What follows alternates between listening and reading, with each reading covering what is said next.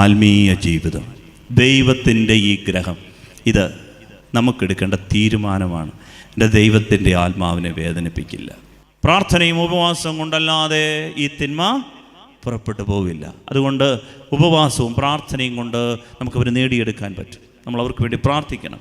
കാരണം ഒരു ആത്മാവ് നശിച്ചു പോയാൽ ഇത് എന്നേക്കുമായി ഒരു നരകമാണ്, നിത്യനരകം. ഒന്ന് ആലോചിച്ച് നോക്കി, നിത്യനരകം. ഒരു 1000 അടി താഴ്ചയുള്ള ഒരു കുഴൽക്കിണറ്റിൽ ഒരു കുഞ്ഞ് വീണു പോയെന്ന് വെക്കുക. ഈ കുഞ്ഞ് ഒരിക്കലും മരിക്കുന്നുമില്ല, അതിനൊരു രക്ഷയുമില്ല, എന്നേക്കും അതിൻ്റെ മൂടി അടയുകയും ചെയ്തു. ഒന്നാലോചിച്ച് നോക്കി, ഈ കുഞ്ഞിന് മരണമേയില്ല. ഇതാണ് നിത്യമായ നരകം. ഒരിക്കലും ദൈവത്തിങ്കിലേക്കൊരു തിരിച്ചു വരവില്ല.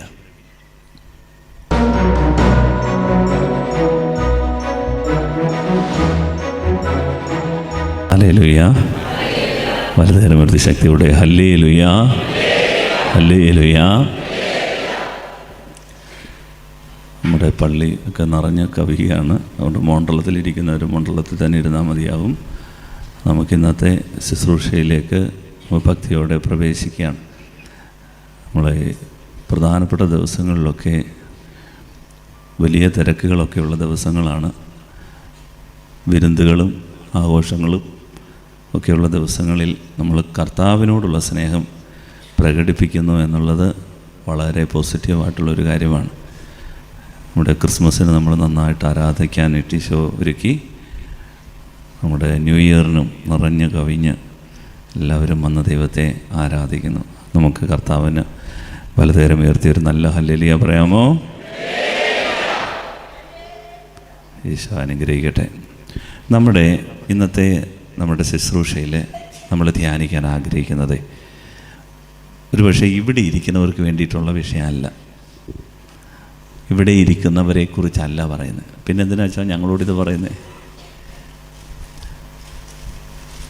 ഈ വിഷയം പറയാൻ കാര്യം, ഇവിടെ വന്നിരിക്കുന്ന പലരും ഈ വിഷയത്തിൽ പെട്ടുകഴിയുന്ന ആളുകളുടെ സങ്കടവുമായി അവരെക്കുറിച്ചുള്ള വേദനയുമായിട്ട് വന്നിരിക്കുന്നവരാണ്. അതുകൊണ്ടാണ് ദൈവാത്മാവ് ഈ വിഷയം പ്രേരിപ്പിക്കുന്നത്. ഹല്ലേലൂയ. ഈ വിഷയം നമ്മളുടെ ഇവിടെ ഇരിക്കുന്നവർക്ക് വേണ്ടിയല്ല, എന്നാൽ ഈ വിഷയത്തിൻ്റെ ദുരിതം അനുഭവിച്ച്, ഈ വിഷയത്തിൻ്റെ ദാരുണമായ തിക്തഫലങ്ങളിൽപ്പെട്ട് സങ്കടം കൊണ്ട് വറുതിയിൽപ്പെട്ട് കഴിയുന്ന, ഞെരുക്കത്തിൽപ്പെട്ട് കഴിയുന്ന ഒരുപാട് പേര് ഇവിടെ പറയാതെ, ഈ വിഷയം പറയാതെ ഇവിടെ ഇരിപ്പുണ്ട്. അപ്പോൾ അവരെയും കൊണ്ടാണ് നിങ്ങളിവിടെ വന്നിരിക്കുന്നത്. കാരണം അവരുടെ സങ്കടങ്ങളാണ് നിങ്ങൾ പ്രാർത്ഥനയായിട്ട് അർപ്പിക്കുന്നതെങ്കിൽ അത് നിങ്ങളുടെ സങ്കടങ്ങൾ തന്നെയാണ്. അപ്പോൾ നിങ്ങൾ അവരെ ഇവിടെ കൊണ്ടുവന്നിട്ടുണ്ട്. വിഷയം നമ്മൾ ഈ ന്യൂ ഇയറിൻ്റെ ആഘോഷവുമായി ബന്ധപ്പെട്ട ഒരു വിഷയമാണ്. അറിയാം, ന്യൂ ഇയറിൽ ഈ ക്രിസ്മസിനുമൊക്കെ ധാരാളം ആഘോഷ തിമിർപ്പിലാണ് നമ്മുടെ നാട്. അതിലൊരു പ്രധാനപ്പെട്ട ആഘോഷമാണ് മദ്യപാനം എന്നുള്ള ആഘോഷം. ഇതുവഴി എൻ്റെ അടുത്ത് വന്നിട്ടുള്ള ഒത്തിരിയേറെ ആളുകൾ അവരുടെ സങ്കടം പറഞ്ഞിട്ടുള്ള വെച്ചാൽ ഞങ്ങളുടെ ജീവിതത്തിൽ പട്ടിണിയാണ്, ഞങ്ങളുടെ ജീവിതത്തിൽ ഇത്തിരി വിഷമം പ്രയാസമുണ്ട്, രോഗമുണ്ട്, സഹിക്കാം, പക്ഷേ ഞങ്ങളുടെ വീട്ടിലെ മൂത്ത മകൻ്റെ, ഞങ്ങളുടെ വീട്ടിൽ വന്നിരിക്കുന്ന ഈ മരുമകൻ്റെ, ഞങ്ങളുടെ വീട്ടിലെ ഈ കുടുംബനാഥൻ്റെ ഈ അവസ്ഥ, ചില കുടുംബനാഥന്മാരുടെ ഈ അവസ്ഥ വല്ലാത്തൊരവസ്ഥയാണ്. അതുമൂലം ഞങ്ങൾ ഒത്തിരി സഹിക്കുകയാണ്.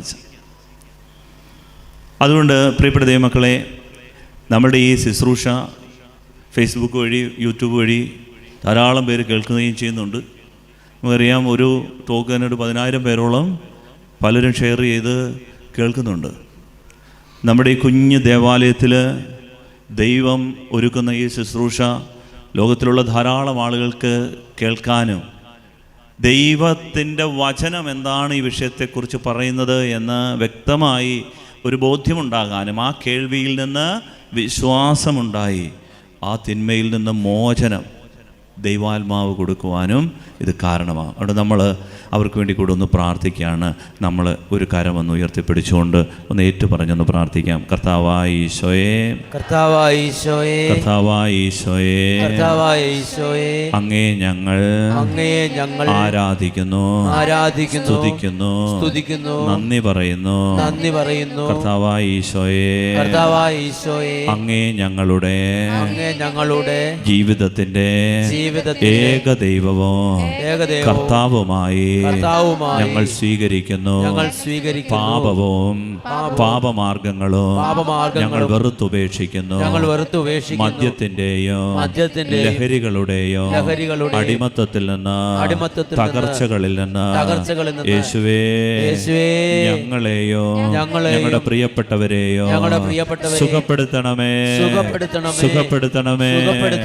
മദ്യപിക്കണമെന്ന് പ്രേരണ നൽകുന്ന എല്ലാ ദുരാത്മാക്കളെയും യേശുവേ അങ്ങയുടെ തിരുരക്തത്താൽ നിർവീര്യമാക്കണമേ.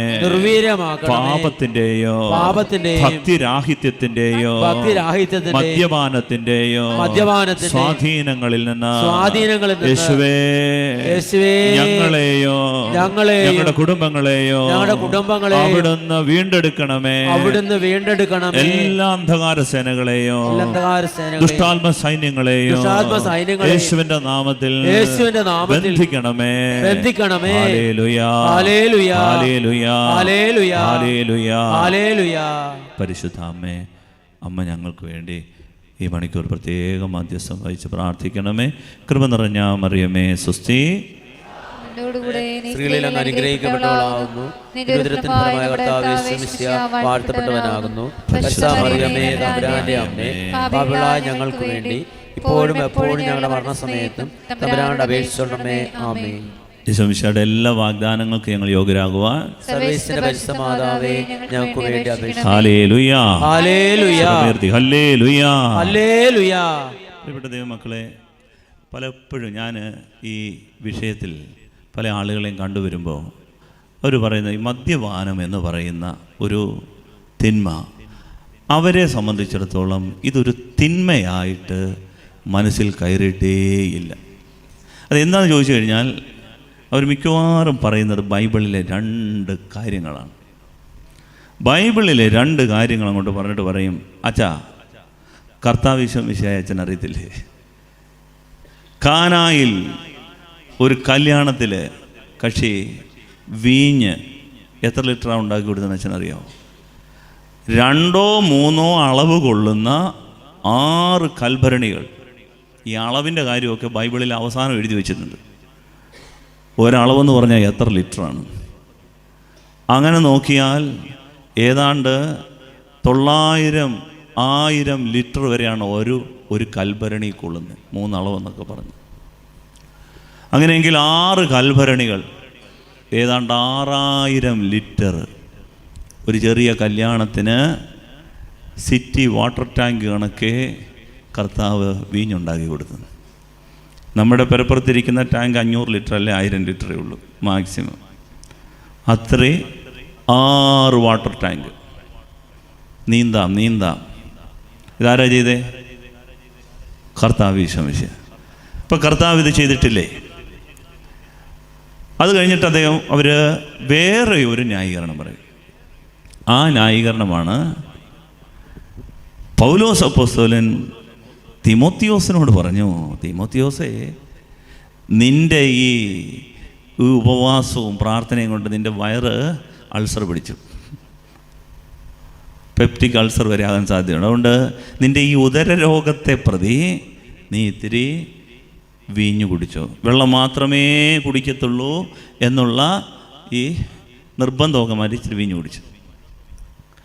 ഈ 2 ബൈബിൾ ഉദ്ധരണികൾ. ബാക്കി ബൈബിളിൽ എന്തുമാത്രം നല്ല കാര്യങ്ങൾ പറഞ്ഞിട്ടുണ്ട്. ഇതൊന്നും അവർക്ക് ബാധകമല്ല. ഇത് 2ഉം മനഃപ്പാഠമാക്കി വെച്ചിരിക്കുകയാണ്. ന്യായീകരണമാണ്. എന്നിട്ട് പറയും കർത്താവ് അനുവദിച്ചൊരു കാര്യമാണെന്ന് പറയും. Hallelujah, hallelujah. പ്രിയപ്പെട്ടവരെ, ശ്രദ്ധിച്ച് കേൾക്കണം. എന്താണ് പാലസ്തീനായിൽ, മധ്യപൂർവ്വ ദേശങ്ങളിൽ, ഈ ഈശോയുടെ നാട്ടിൽ ഈ വീഞ്ഞ് ഇത് മദ്യമായിട്ടല്ല ഈ ഈശോയുടെ കാലത്ത് ആ കാലത്ത് കരുതിയിരുന്നത്. മദ്യം എന്ന് പറയുന്നത് വിനാഗിരി ചേർത്ത വീഞ്ഞാണ്. എന്നാൽ ഈശോയുടെ കാലത്തെ മേശയുടെ ഭാഗമാണ് നമ്മുടെ നാട്ടിൽ സംഭാരം കണക്ക്, അല്ലെങ്കിൽ സാധാരണ വെള്ളം കണക്ക്. അവരുടെ മേശയുടെ ഭാഗമാണ് ഈ വീഞ്ഞ്, ലഹരിയില്ലാത്ത വീഞ്ഞ്. മാത്രമല്ല ഇതൊരു മരുന്നും കൂടെയാണ്. ശരീരത്തിന് അവിടെ രണ്ട് മരുന്നായിരുന്നു പ്രധാനമുണ്ടായിരുന്നത്. ഒന്ന് വീഞ്ഞ്, രണ്ട് എണ്ണ. വയറ്റിൽ നിന്ന് പോയില്ലെങ്കിൽ എണ്ണ, കൂടുതൽ പോകുന്നെങ്കിൽ വീഞ്ഞ്. ശരീരത്തിന് മുറിവുണ്ടായാൽ നല്ല സമറിയാക്കാരൻ്റെ ഉപമ, വീഞ്ഞും എണ്ണയും കലർത്തി മുറിവിൽ വെച്ച് കെട്ടി. എന്തിനും ഏതിനും ഒരു മരുന്നായിരുന്നു ആ കാലഘട്ടത്തിൽ ഈ വീഞ്ഞ്. എന്നാൽ ഈശോയ്ക്ക് കുരിശിന്മേൽ കിടന്നപ്പോൾ അവർ മദ്യം കൊടുത്തു. വിനാഗിരി കലർത്തിയ വീഞ്ഞ് നീർപ്പഞ്ഞിയിൽ മുക്കി അവൻ്റെ ചുണ്ടോടടുപ്പിച്ചു. കാരണം അതിദാരുണമായ പീഡകളിലാണ് അവൻ. ഈ വേദന അല്പമൊന്ന് വേണമെങ്കിൽ മറന്നോട്ടെ, ബോധമൊന്ന് മറഞ്ഞോട്ടെ എന്ന് കരുതി ഈശോയ്ക്ക് അവർ അത് കൊടുത്തു. ചാരായം, അതാണ് താഴെ കുരിശിൻ്റെ ചുവട്ടിൽ പടയാളികൾ കുടിച്ചുകൊണ്ടിരുന്നത്. പക്ഷേ ഈശോ അത് നിരസിച്ചു. എന്ന് വെച്ചാൽ ജീവിതത്തിൻ്റെ പച്ചയായ മുറിവുകൾ, വേദനകൾ മറയ്ക്കാൻ, ഈ സങ്കടം മറയ്ക്കാൻ ഈശോ ചാരായം ഉപയോഗിച്ചില്ല, ഈശോ മദ്യം ഉപയോഗിച്ചില്ല. അവൻ വേദനകളെ പച്ചയായി സ്വീകരിച്ചു. ഇതാണ് നമ്മുടെ ഈശോ നമുക്ക് കാണിച്ചു തന്നത്. പലരും പറയുന്ന ഒരു കാര്യം, വേദനയാ, സഹിക്കാൻ പറ്റണില്ല, അതുകൊണ്ട് ഇതൊന്ന് മറക്കട്ടെ. പ്രിയപ്പെട്ട ദൈവ പൈതലേ, നിന്റെ ഗുരുവും നാഥനുമായവൻ അതല്ല മാതൃക കാണിച്ചു തന്നത്. കാസ കുടിക്കാനുള്ളതാണ്.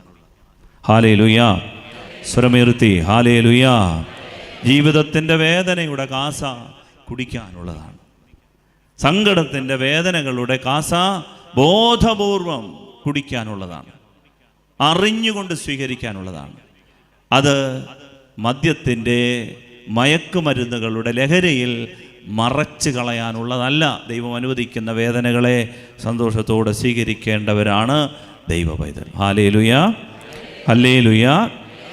പ്രിയപ്പെട്ട ദൈവമക്കളെ, പലപ്പോഴും നമ്മുടെ ചിന്തിക്കുന്ന ഒരു ചിന്ത ഇതാണ്, ദൈവം ഈ ഭൂമിയിൽ സൃഷ്ടിച്ചതല്ലേ ഇതെല്ലാം മനുഷ്യൻ ആസ്വദിക്കാനുള്ളതല്ലേ, മനുഷ്യന് സന്തോഷിക്കാനുള്ളതല്ലേ, ദൈവം സൃഷ്ടിച്ചതല്ലേ ഇത്. അപ്പോൾ ഇത് മദ്യപാനം എന്ന് പറയുന്നത് തെറ്റാണോ? ശ്രദ്ധിക്ക്, മനസ്സിലാക്കണം. എന്തുകൊണ്ടാണ് മദ്യപാനം തെറ്റാണ് എന്ന് ബൈബിൾ പഠിപ്പിക്കുന്നത്? ഇതൊരു തിന്മയാണ്, ഇതൊരു പാപമാണ്, ഇത് നമ്മുടെ ജീവിതത്തെ, കുടുംബത്തെ വേരോടെ നശിപ്പിക്കുന്ന ഒരു ശാപമാണ് എന്ന് എന്തുകൊണ്ടാണ് ബൈബിൾ നമ്മെ പഠിപ്പിക്കുന്നത്? അതിൻ്റെ കാരണം ഇതാണ്. നമുക്കറിയാം, നമ്മുടെ ദൈവം ഈ പ്രപഞ്ചത്തെ മുഴുവൻ സൃഷ്ടിച്ചത് 5 ദിവസം കൊണ്ടാണ്. 6-ാം ദിവസമാണ് ദൈവം ആരെ സൃഷ്ടിക്കുന്നത്? മനുഷ്യനെ സൃഷ്ടിക്കുന്നത്. ദൈവം ഈ പ്രപഞ്ചത്തെ, ഈ സൂര്യചന്ദ്രന്മാരെ, ആകാശവിധാനങ്ങളെ, ദീപസ്തംഭങ്ങളെ, കരയെ, കടലിനെ, പ്രപഞ്ചത്തിലെ ഹരിതാഭമയമായ ഈ എല്ലാ സൃഷ്ടവസ്തുക്കളെയും സൃഷ്ടിച്ചിട്ട് ദൈവം, ശ്രദ്ധിച്ചു കേൾക്കണം, ദൈവം ഈ പ്രപഞ്ചത്തിൽ ഒരിടത്തുപോലും തനിക്ക് വേണ്ടി ഒരു വീടൊരുക്കിയില്ല. ദൈവം ഈ കരയിലോ കടലിലോ ഈ വൃക്ഷങ്ങളിലോ ഈ ജന്തുക്കളിലോ എങ്ങും തനിക്ക് വേണ്ടി ഒരു വീടൊരുക്കിയില്ല. ഈ ഭൂമിയിലെ ഒരു തുണ്ട് മണ്ണിൽ പോലും ദൈവം ഒരു വീട് തനിക്ക് വേണ്ടി ഒരുക്കിയില്ല. എന്നാൽ 6-ാം ദിവസം ദൈവം മണ്ണുകൊണ്ട് മനുഷ്യനെ മെനഞ്ഞു. മണ്ണുകൊണ്ട് മനുഷ്യനെ മെനഞ്ഞിട്ട് അവൻ്റെ നാസാരന്ധ്രങ്ങളിൽ, അവൻ്റെ മൂക്കിൽ ദൈവം ഊതി. എന്ന് വെച്ചാൽ വെറുതെ ഊതി എന്നൊരർത്ഥത്തിലല്ല. എങ്ങനെയാണ് അവനിലേക്ക് ശ്വാസം ഉണ്ടാകുക? നമുക്കറിയാം, വെള്ളത്തിലൊക്കെ വീണ് ശ്വാസം നിലച്ചു പോകുന്ന ആളുകളെ ജീവശ്വാസം കൃത്രിമമായി കൊടുക്കുന്ന രീതി അറിയാം. അത് കൊടുക്കുന്ന ആൾ ചുണ്ടോടടുപ്പിച്ച് ആ വായിലേക്ക് ശക്തമായി എയർ പ്രഷറൈസ് ചെയ്യും. അങ്ങനെയാണ് ആ ശ്വാസകോശത്തെ വീണ്ടെടുക്കുക. അങ്ങനൊരു വാക്കാണ് ഈ നാസാരന്ധ്രങ്ങളിൽ ഊതി എന്ന വാക്കിന് ഹെബ്രായ പദം ഉപയോഗിച്ചിരിക്കുന്നത്. എന്ന് വെച്ചാൽ ദൈവം മനുഷ്യനെ ചുംബിച്ചു. അവൻ്റെ അധരങ്ങളിൽ ദൈവം മനുഷ്യനെ ചുംബിച്ചിട്ടാണ് ആ ശ്വാസം അവനിലേക്ക് ആവഹിച്ചത്. പ്രിയമുള്ളവരെ, ദൈവത്തിൻ്റെ എമത്ത്, ദൈവത്തിൻ്റെ ജീവശ്വാസം, ദൈവത്തിൻ്റെ വിശ്വസ്തത, ദൈവത്തിൻ്റെ സ്നേഹം, അവൻ്റെ ആദി ചൈതന്യം മനുഷ്യനിലേക്ക് ദൈവം നിക്ഷേപിച്ചിട്ട് ദൈവം അവൻ്റെ ഉള്ളിൽ വാസമാക്കി. മനുഷ്യൻ്റെ ശരീരത്തിൽ മാത്രമാണ് ദൈവത്തിൻ്റെ വാസം. മനുഷ്യൻ്റെ ശരീരത്തിൽ മാത്രമേ ഉള്ളൂ ദൈവം വസിക്കുകയുള്ളൂ. അതുകൊണ്ടാണല്ലോ നമ്മൾ ആ പാട്ട് പാടുന്നത്. നമ്മുടെ മനുഷ്യൻ പറയുന്ന ആ പാട്ടറിയില്ലേ, ഈശ്വരനെ തേടി ഞാൻ നടന്നു, അല്ലേ? ഒന്ന് പാടിയാലോ? നമുക്ക് എല്ലാവർക്കും അറിയാവുന്നത്. ഇവിടുത്തെ പാട്ടുകാരാണ് എല്ലാവരും.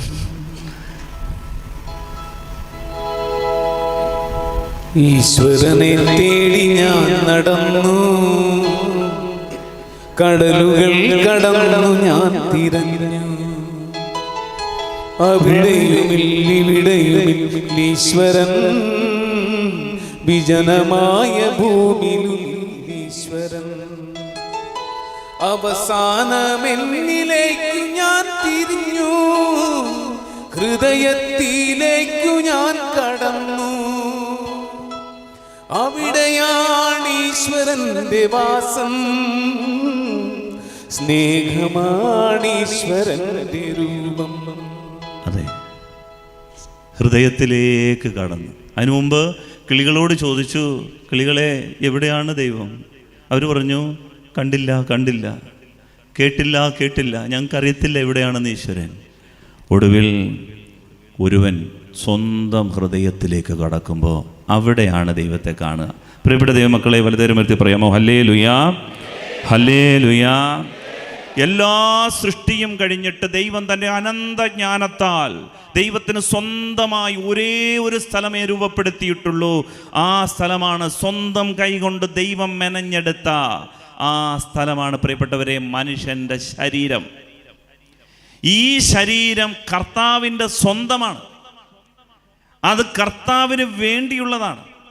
അതുകൊണ്ടാണ് കൊറിന്തോസിലെ സഭയ്ക്ക് എഴുതിയ 1-ാം ലേഖനത്തിൽ 6-ാം അധ്യായം 13-ാം തിരുവചനത്തിൽ പറയുന്നു, ശരീരം കർത്താവിനും കർത്താവ് ശരീരത്തിനും വേണ്ടിയുള്ളതാണ്. 1 കൊറിന്തോസ് 6:13 പറയുകയാണ്, ശരീരം ദുർവൃത്തിക്ക് വേണ്ടിയിട്ടുള്ളതല്ല. എന്ന് വെച്ചാൽ നമുക്ക് തോന്നിയതുപോലെ നമ്മുടെ ശരീരത്തെ എന്തെങ്കിലുമൊക്കെ ചെയ്യാൻ വിട്ടുകൊടുക്കേണ്ടതല്ല ഇത് ശരീരം. ഈ ശരീരത്തിൻ്റെ അന്തസ്സിനെതിരായിട്ടുള്ള ഏത് പ്രവൃത്തിയും പാപമാണെന്നാണ് ബൈബിൾ നമ്മെ പഠിപ്പിക്കുന്നത്. ശരീരത്തിൻ്റെ അന്തസ്സിനെതിരെയുള്ള ഏത് പ്രവൃത്തിയും, എന്ന് വെച്ചാൽ നമ്മുടെ ശരീരത്തെ ദൈവത്തിൻ്റെ ആലയമായിട്ടാണ് ബൈബിൾ കാണുന്നത്. കൊറിന്തോസിലെ സഭയ്ക്ക് എഴുതിയ 1-ാം ലേഖനത്തിൻ്റെ 6-ാം അധ്യായം 19-ാം തിരുവചനം പറയുന്നു, നിങ്ങളിൽ വസിക്കുന്ന ദൈവദത്തമായ പരിശുദ്ധാത്മാവിൻ്റെ ആലയമാണ് നിങ്ങളുടെ ശരീരമെന്ന് നിങ്ങൾക്കറിഞ്ഞുകൂടെ. ദൈവത്തിൻ്റെ ആലയം നശിപ്പിക്കുന്നവനെ ദൈവവും നശിപ്പിക്കും. പ്രിയപ്പെട്ടവരെ, ദൈവത്തിൻ്റെ ആലയമാണ്. ഇതല്ലാതെ വേറൊരു ആലയം ദൈവത്തിന് ഈ പ്രപഞ്ചത്തിലില്ല.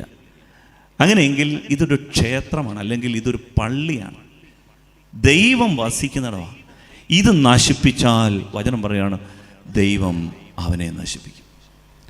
അത്ര വിലപ്പെട്ടതാണ് ഈ ശരീരം. അപ്പോൾ പറയാം, അച്ഛാ അത് നശിപ്പിക്കുന്നില്ലല്ലോ, ഇത് ഇച്ചിരി ആരോഗ്യത്തിന് വേണ്ടിയിട്ടല്ലേ, ഇച്ചിരി ആരോഗ്യത്തിന്. ഇതിൻ്റെ പുറത്ത് എഴുതി വെച്ചിരിക്കുന്നു, വെണ്ടക്കാക്ഷരത്ത് എഴുതി വെച്ചിട്ടുണ്ട്, മദ്യം ആരോഗ്യത്തിന് ഹാനികരം. ഷാപ്പിൻ്റെ ബോർഡിൽ ഉൾപ്പെടെ എല്ലായിടത്തും എഴുതി വെച്ചിട്ടുണ്ട്. ഇതറിഞ്ഞു വെച്ചിട്ടും പിന്നെ പറയുന്നത് ആരോഗ്യത്തിന് വേണ്ടിയിട്ട്. അറിഞ്ഞുകൊണ്ട് ചെയ്യുന്ന പാപമാണ്. പ്രിയപ്പെട്ടവരെ, ദൈവം നമുക്ക് വെളിപ്പെടുത്തി തന്ന ഏറ്റവും പ്രധാനപ്പെട്ട ഒരു കാര്യം, ഒരു വചനമുണ്ട്. അതായത് നമ്മൾ ശ്രദ്ധയുള്ളവരായിരിക്കണമെന്ന് ദൈവം ആഗ്രഹിച്ചുകൊണ്ട് പറയുന്നൊരു വചനമുണ്ട്. അത് യേശയ്യായുടെ പുസ്തകം 5-ാം അധ്യായം 20-ാം തിരുവചനമാണ്. യേശയ്യ 5:20. നമ്മൾ ഈ വചനം ഇങ്ങനെ വായിക്കുകയാണ്: തിന്മയെ നന്മയെന്നും നന്മയെ തിന്മയെന്നും വിളിക്കുന്നവന് ദുരിതം. നമ്മൾ ശരിയെന്ന് കരുതുന്ന കാര്യങ്ങൾ നമ്മെ മരണത്തിലേക്ക് നയിക്കുന്നതാകും. ഇതാണ് സുഭാഷിതങ്ങളുടെ പുസ്തകം 16-ാം അധ്യായം 25-ാം തിരുവചനം പറയുന്നത്. നമ്മൾ ശരിയെന്ന് കരുതുന്ന കാര്യങ്ങൾ നമ്മെ മരണത്തിലേക്ക് നയിക്കുന്നതാവും. അപ്പോൾ വചനം നമ്മളെ പഠിപ്പിക്കുകയാണ്, ഇത് നമ്മുടെ ശരീരത്തെ നശിപ്പിക്കും. 1-ാം പാഠം ഇത് നന്മയല്ല, തിന്മയാണ്. പ്രകാശത്തെ അന്ധകാരമെന്നും അന്ധകാരത്തെ പ്രകാശമെന്നും ഗണിക്കുന്നവന് ദുരിതം. മധുരത്തെ കയ്പായും കയ്പിനെ മധുരമായും കരുതുന്നവന് ദുരിതം. പ്രിയപ്പെട്ടവരെ, അതുകൊണ്ട് ദൈവത്തിൻ്റെ വചനം നമ്മളെ പഠിപ്പിക്കുകയാണ്, ഇത് ശരീരം ദൈവത്തിൻ്റെ ആലയമാണ്, ഇത് നശിപ്പിക്കുന്നവനെ ദൈവവും നശിപ്പിക്കും.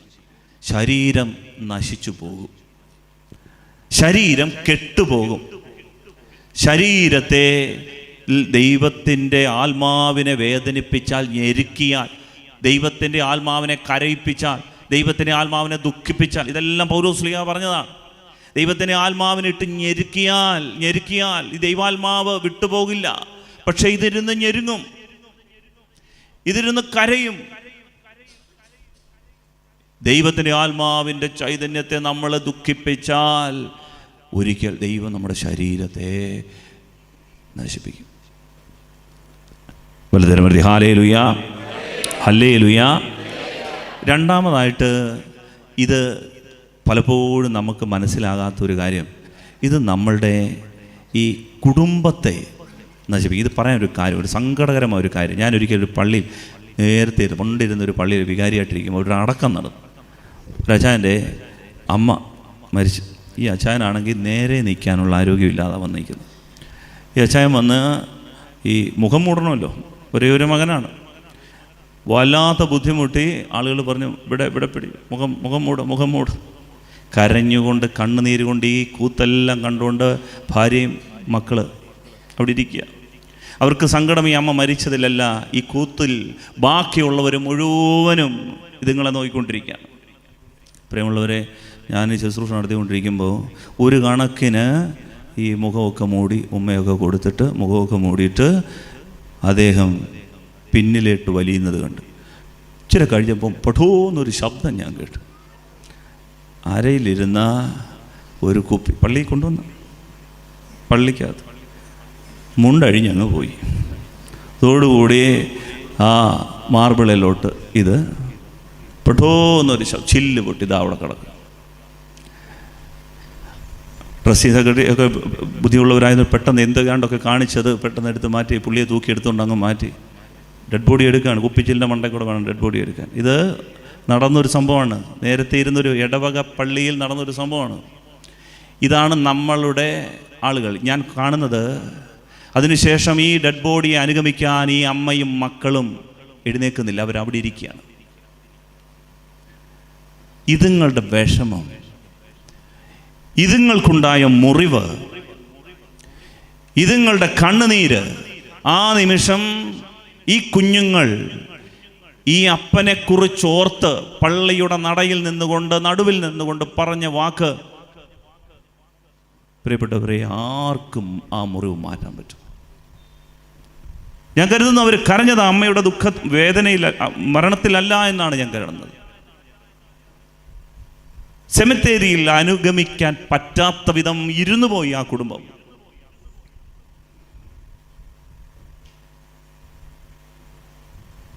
ജീവിതത്തെ, കുടുംബത്തെ വല്ലാതെ നശിപ്പിക്കുന്ന, വേദനപ്പെടുത്തുന്ന, മുറിപ്പെടുന്ന ഒരു സംഭവമാണിത്. ഒരു വലിയ തിന്മയാണ്. പലരും ഇത് പറയുന്നില്ലെന്നേ ഉള്ളൂ. വേറൊരു സംഭവം ഓർക്കുന്നു. ഒരു വിവാഹം, ചെറുക്കനും പെണ്ണും എൻ്റെ അടുത്ത് വന്നു, വീട്ടുകാരും എല്ലാവരും കൂടെ വന്ന് ഇങ്ങനെ നിൽക്കുന്ന സമയത്ത് അതുവരെ ആ വീട്ടിൽ എല്ലാ കാര്യത്തിലും സഹകരിച്ചുകൊണ്ടിരുന്ന ഒരു ചേട്ടായി, ഒരു ചെറുപ്പക്കാരൻ, പക്ഷെ വന്ന് നിൽക്കുന്നത് പഴുത്ത് വന്ന് നിൽക്കുകയാണ്. എന്നിട്ട് ഇത്രയും പേരുടെ മുമ്പിൽ വെച്ചുകൊണ്ട് സ്നേഹം പ്രകടിപ്പിച്ച ആ പെങ്കൊച്ചിനോട് പറയുകയാണ്, അതേ ഞാൻ വളർത്തിയതാ, ഞാനങ്ങ് കൊണ്ടുപോകട്ടെ. ഞാനങ്ങ് കൊണ്ടുപോയി. ഈ വീട്ടുകാർ ഐസായിട്ട് നിൽക്കുകയാണ്. എന്താണ് പറയുന്നത്, എന്താണ് സംസാരിക്കുന്നത്? ഈ കുടുംബത്തെ മുഴുവനും മുറിപ്പെടുത്തി എങ്ങനെയെങ്കിലും ഇതൊന്ന് ഒഴിഞ്ഞു കിട്ടിയിരുന്നെങ്കിൽ എന്ന് മനസ്സുകൊണ്ട് പറയാൻ പറ്റുന്നില്ല, വെളിപ്പെടുത്താൻ പറ്റാതെ മനസ്സുകൊണ്ട് വേദനിക്കുന്ന, കണ്ണീര് വീഴ്ത്തുന്ന, മനസ്സുകൊണ്ട് ഇടിഞ്ഞു പോകുന്ന വാക്കുകൾ പറയുന്ന ആളുകളുണ്ട്. പ്രിയപ്പെട്ട ദൈവമക്കളെ, കുടുംബത്തെ നശിപ്പിക്കുന്ന വലിയ തിന്മയാണിത്. ഇതുകൊണ്ടാണ് സുഭാഷിതങ്ങളുടെ പുസ്തകത്തിൽ ഇതിനെ വിശേഷിപ്പിക്കുന്നത്, ഇതൊരു പിശാചാണ്, മദ്യപിശാച്. എന്താണ് ഇതിൻ്റെ പ്രത്യേകത? ഈ പിശാചിനെ നോക്കി ഈ പിശാച് പാമ്പിനെ പോലെ കടിക്കുകയും അണലിയെ പോലെ കൊത്തുകയും ചെയ്യും. സുഭാഷിതങ്ങൾ 23-ാം അധ്യായം 32-ാം തിരുവചനം. എന്നിട്ട് പറയുകയാണ്, അവൻ വിചിത്ര കാഴ്ചകൾ കാണും, വികടത്വം ജൽപ്പിക്കുകയും ചെയ്യും. ഇതിൻ്റെ ദംശനമേറ്റാൽ വിചിത്രമായ കാഴ്ചകൾ, ഭൂമിയിൽ ആരും ഇങ്ങനെയുള്ള കാഴ്ചകൾ കാണുകയില്ല, പുള്ളി തന്നെ കാണത്തുള്ളൂ. പുള്ളി തന്നെ ചിത്രങ്ങൾ മെനയും, കഥകൾ മെനയും.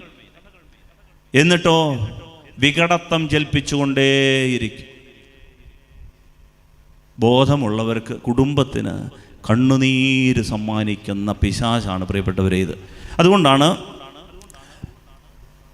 യെശയ്യായുടെ പുസ്തകം 19-ാം അധ്യായം 14-ാം തിരുവചനം പറയുകയാണ്, മദ്യപാനി ഛർദ്ദിച്ചതിൽ തെന്നി നടക്കുന്നു.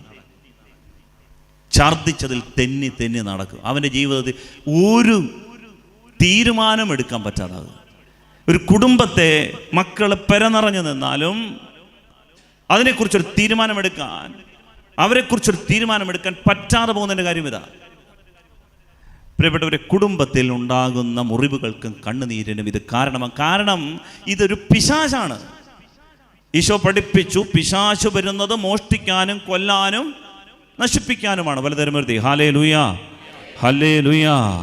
അത് അകാരണമായ മുറിവുകൾ ഉണ്ടാക്കും, അകാരണമായ മുറിവുകൾ. സുഭാഷിതങ്ങളുടെ പുസ്തകം 29-ാം അധ്യായം 29-30 തിരുവചനങ്ങൾ പറയുകയാണ്, ദുരിതവും ദുഃഖവും കലഹവും ആവലാതിയും ആർക്കാണ് അകാരണമായ മുറിവുകൾ? ആരുടെ കണ്ണാണ് ചുവന്ന് കലങ്ങിയിരിക്കുന്നത്? വീഞ്ഞു കുടിച്ച് സമയം പോക്കുന്നവർക്കും വീഞ്ഞു കലർത്തി രുചി പരീക്ഷിക്കുന്നവർക്കും തന്നെ അകാരണമായ മുറിവുകൾ സമ്മാനിക്കും വീടുകൾ. അതുകൊണ്ടാണ് ദൈവത്തിൻ്റെ വചനം പറയുന്നത്, ഇത് നമ്മൾ ഒഴിവാക്കണം, ഇതൊഴിവാക്കണം. പ്രിയപ്പെട്ടവരെ, ഒരു കാര്യം കൂടി പറഞ്ഞുകൊണ്ട് നമ്മൾ ആരാധന പൂർത്തിയാക്കുകയാണ്. ഏറ്റവും പ്രധാനപ്പെട്ട കാര്യം, ഇത് നമ്മുടെ ആത്മാവിനെ നിത്യനരകത്തിലെത്തിക്കും. ബൈബിളിൽ ആദ്യമേ പറഞ്ഞ 2 കാര്യങ്ങൾ മാത്രമല്ല നമ്മൾ പഠിക്കേണ്ടത്. ബൈബിളിൽ ആവർത്തിച്ച് നമുക്ക് നൽകുന്ന മുന്നറിയിപ്പുണ്ട്. പ്രിയപ്പെട്ട ദൈവമക്കളെ, മദ്യപാനി സ്വർഗരാജ്യത്തിൽ പ്രവേശിക്കുകയില്ല. കമ്പനി സൈക്കിന് വേണ്ടിയിട്ടാണ്, ഈസ്റ്ററിന് മാത്രമേ ഉള്ളൂ, ക്രിസ്മസിന് മാത്രമേ ഉള്ളൂ, ന്യൂ ഇയറിന് മാത്രമേ ഉള്ളൂ. നോ, മദ്യപാനിയെ കുറിച്ച് ബൈബിൾ പറയുന്നത് സ്വർഗരാജ്യത്തിൽ പ്രവേശിക്കുകയില്ല. എനിക്കിത് പറയാതിരിക്കാൻ പറ്റില്ല. ഞാനിത് പറഞ്ഞില്ലെങ്കിൽ എസെക്കിയേലിന്റെ പുസ്തകം 34-ാം അധ്യായത്തിൽ ഒരു വചനം കിടപ്പുണ്ട്. മനുഷ്യപുത്ര, ദേശത്തേക്ക് ഞാൻ അയച്ച വാൾ വരുന്നത് നീ കണ്ടിട്ടും നീ അത് പറയാതിരുന്നാൽ എൻ്റെ ജനത്തിൻ്റെ ചോരയ്ക്ക് ഞാൻ നിന്നോട് കണക്ക് ചോദിക്കുന്നു. അയ്യോ, എൻ്റെ ജനം ഈ കാര്യം അറിയാതെ പാപത്തിൽ വീണ് അവർ മരിക്കാൻ ഇടവന്നാൽ, അവരുടെ ആത്മാവ് നശിച്ചു പോകാൻ ഇടവന്നാൽ അവരുടെ ചോരയ്ക്ക് ഞാൻ നിന്നോട് കണക്ക് ചോദിക്കുമെന്ന്. മറിച്ച് ദേശത്തേക്ക് വാൾ വരികയും നീ കാഹളമൂതുകയും ചെയ്തിട്ടും ജനമത് കേൾക്കാതെ അവരുടെ ചോര വീഴാനിട വന്നാൽ അവരുടെ ചോരയ്ക്ക് ഞാൻ അവരോട് കണക്ക് ചോദിച്ചോളാം. പക്ഷേ നീ പറയാനുള്ളത് പറയണം. ഇതാണ് വചനം പഠിപ്പിക്കുക. Hallelujah, hallelujah. പ്രിയപ്പെട്ട ദൈവമക്കളെ, എനിക്ക് വേണമെങ്കിൽ കുറേ തമാശ പറഞ്ഞിട്ട് കാര്യം തീർത്തങ്ങ് പോകാം. പക്ഷേ അതല്ല ദൈവമക്കളെന്ന നിലയിൽ, ദൈവാരാധനയ്ക്ക് വരുന്ന ഒരു മക്കളെന്ന നിലയിൽ നിങ്ങളോട് പറയാൻ വേണ്ടിയിട്ട് ദൈവം എന്നെ പ്രേരിപ്പിക്കുന്നു. അതുകൊണ്ട് നമ്മുടെ ദേശം, കാലഘട്ടം നശിച്ചു പോകാതിരിക്കാൻ, നമ്മുടെ ആത്മാവ് നശിച്ചു പോകാതിരിക്കാൻ നമ്മൾ പ്രത്യേകം ശ്രദ്ധിക്കണം. പ്രിയപ്പെട്ടവരെ, വളരെ സുന്ദരമായൊരു വചനം ബൈബിളിൽ പറയുന്നുണ്ട്. സെഫാനിയായുടെ പുസ്തകം 1-ാം അധ്യായം 12-13 തിരുവചനങ്ങളിൽ പറയുകയാണ്. ശ്രദ്ധിച്ച് കേൾക്കണം. അന്നു ഞാൻ ജെറുസലേമിനെ വിളക്കുമായി വന്ന് പരിശോധിക്കും. കർത്താവ് നന്മയോ തിന്മയോ ചെയ്യുകയില്ല എന്ന് പറഞ്ഞ് വീഞ്ഞിൻ്റെ മട്ടിൽ കിടന്ന് ചീർക്കുന്നവരെ ഞാൻ ശിക്ഷിക്കും. അവരുടെ വസ്തുവകകൾ കവർച്ച ചെയ്യപ്പെടും. അവരുടെ ഭവനങ്ങൾ ശൂന്യമാകും. അവർ വീട് പണിയുമെങ്കിലും അതിൽ വസിക്കുകയില്ല. അവർ മുന്തിരിത്തോട്ടം നട്ടുപിടിപ്പിക്കുമെങ്കിലും അതിൽ നിന്ന് വീഞ്ഞു കുടിക്കുകയില്ല. ബൈബിളിൽ ശ്രദ്ധിച്ച് കേൾക്കണം, ഒരേ ഒരു തിന്മ മാത്രമേ കർത്താവ് വിളക്കുമായി വന്ന് പരിശോധിക്കൂ എന്ന് പറയുന്നുള്ളൂ. എന്ന് വെച്ചാൽ കർത്താവിന് ഈ തിന്മ പ്രവർത്തിക്കുന്നവരുടെ മുഖം വ്യക്തമായി കാണണം. വിളക്കുമായി വന്ന് മുഖത്ത് നോക്കി പരിശോധിക്കും. എന്ന് വെച്ചാൽ അവൻ ഒഴികഴിവില്ല. വീഞ്ഞിൻ്റെ മട്ടിൽ കിടന്ന് ചീർക്കുന്നവർക്ക് തിരുവചനം പറയുകയാണ്, ശിക്ഷയിൽ നിന്നൊഴിവില്ല. ഗലാത്യർക്ക് എഴുതിയ ലേഖനം 5-ാം അധ്യായം 19 മുതൽ 21 വരെയുള്ള തിരുവചനം പറയുകയാണ്, മദ്യപാനം, മധുരോത്സവം ഇവയും ഈ ദൃശ്യമായ ജഡത്തിൻ്റെ വ്യാപാരങ്ങളിൽ ഏർപ്പെടുന്നവർ ദൈവരാജ്യം അവകാശപ്പെടുത്തുകയില്ലെന്ന് മുമ്പ് ഞാൻ നിങ്ങൾക്ക് നൽകിയതാക്കിയത് ഇപ്പോഴും ആവർത്തിക്കുന്നു. 1 കൊറിന്തോസ് 6:10 അസന്മാർഗികളും വിഗ്രഹാരാധകരും വ്യഭിചാരികളും സ്വവർഗഭോഗികളും കള്ളന്മാരും അത്യാഗ്രഹികളും മദ്യപന്മാരും പരദൂഷകരും കവർച്ചക്കാരും ദൈവരാജ്യം അവകാശപ്പെടുത്തുകയില്ല. വചനം പറയുകയാണ്, അത്രമാത്രം അവിഹിത വേഴ്ച പോലെ തന്നെ ഗൗരവമുള്ള പാപമാണ്, അന്ധകാരത്തിൻ്റെ പ്രവൃത്തിയാണ് മദ്യപാനം. അതാണ് റോമർക്ക് എഴുതിയ ലേഖനം 13-ാം അധ്യായം 13-ാം തിരുവചനം, പകലിന് യോജിച്ച വിധം നമുക്ക് പെരുമാറാം. സുഖലോലുപതയിലോ മദ്യലഹരിയിലോ അവിഹിത വേഴ്ചകളിലോ വിഷയാസക്തികളിലോ കലഹങ്ങളിലോ അസൂയയിലോ വ്യാപരിക്കരുത്. വ്യാപരിക്കുന്നവർക്ക് സ്വർഗരാജ്യം അടഞ്ഞുപോകും. ഇതാണ് ബൈബിൾ പഠിപ്പിക്കുക. പ്രിയപ്പെട്ട ദൈവമക്കളെ, ഇത് അന്ധകാരത്തിൻ്റെ പ്രവൃത്തിയാണെന്ന് ഈശോ നമ്മളെ പഠിപ്പിക്കുക. ഈശോയുടെ ശിഷ്യന്മാരൊരിക്കൽ ഈശോയോട് ചോദിച്ചു, അങ്ങ് എപ്പോഴാണ് വരുന്നത്? യുഗാന്ത്യം എപ്പോഴാണെന്നൊന്ന് പറഞ്ഞു തരാമോ? ഈശോ യുഗാന്ത്യത്തെക്കുറിച്ച് വ്യക്തമായി പഠിപ്പിച്ചില്ല. ഇന്ന സമയത്ത് ഞാൻ വരുമെന്ന് പറഞ്ഞില്ല. മറിച്ച് ഒരു മുന്നറിയിപ്പ് നൽകി. ലൂക്ക 21:34. ആ മുന്നറിയിപ്പിൽ 3 കാര്യങ്ങളെ പറഞ്ഞിട്ടുള്ളൂ. മക്കളെ, മനസ്സ് ഇടിഞ്ഞു പോകാതിരിക്കാൻ ശ്രദ്ധിക്കണം. മനസ്സിനെ ഇടിച്ചു കളയുന്ന 3 തിന്മകളുണ്ട്. 1 സുഖലോലുപത, 2 മദ്യാസക്തി, 3 ജീവിത വ്യഗ്രത. ഇവയാൽ നിങ്ങളുടെ മനസ്സ് ദുർബലമാവുകയും ആ ദിവസം ഒരു കെണി പോലെ വന്നു ഭവിക്കുകയും ചെയ്യാതിരിപ്പാൻ സൂക്ഷിച്ചുകൊള്ളുവിൻ. ഈശോ തന്ന ഒരേ ഒരു മുന്നറിയിപ്പ്. ഈശോ വരുമെന്നല്ല പറഞ്ഞത്, മറിച്ച് ഒരു മുന്നറിയിപ്പ് മാത്രമേ തന്നുള്ളൂ. അതിൽ 3 കാര്യങ്ങളാണ് മനസ്സിനെ ഇടിച്ചു കളയുന്നത്. 1 സുഖലോലുപത, എല്ലാം എൻ്റെ സുഖം, എൻ്റെ സുഖം, എൻ്റെ സുഖം, എൻ്റെ ഇഷ്ടം. 2 മദ്യാസക്തി. 3 ജീവിത വ്യഗ്രത, ടെൻഷൻ ഒരു പാപമാണ്. പ്രിയപ്പെട്ടവരെ, ഈശോ നമ്മളെ പഠിപ്പിക്കുകയാണ്, ഈ തിന്മ നമ്മുടെ ആത്മാവിനെ നശിപ്പിക്കും. അതുകൊണ്ട് നമ്മുടെ ജീവിതത്തിൽ ഈശോ നമ്മളെ പഠിപ്പിച്ചതായ ഈ വലിയ ബോധ്യം നമുക്കുണ്ടാകണം. ഞാനിത് പറഞ്ഞത് കൊച്ചു പിള്ളേർ, കൊച്ചു തലമുറ, പണ്ടൊക്കെ എന്ന് പറഞ്ഞു കഴിഞ്ഞാൽ ഇതൊക്കെ കഴിച്ചിട്ട് വന്നു കഴിഞ്ഞാൽ മണമെങ്കിലും ഉണ്ട്. ഇപ്പം മണമൊന്നുമില്ലെന്ന് അതറിയത്തില്ല. ഇവർ ഏതൊക്കെ കഴിച്ച് എവിടെയൊക്കെയാണ് നിൽക്കുന്നത്. പണ്ടൊക്കെ ഇതിനൊക്കെ ഓരോ പേരൊക്കെ ഇട്ട് വിളിക്കുമായിരുന്നെന്നാ.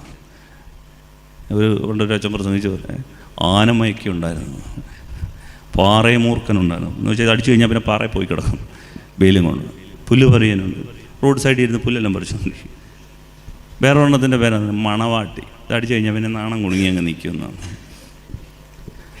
വേറെ ഒരെണ്ണത്തിൻ്റെ പേരെടുത്തും പറഞ്ഞാണ് മിശിക. എന്താണിത്?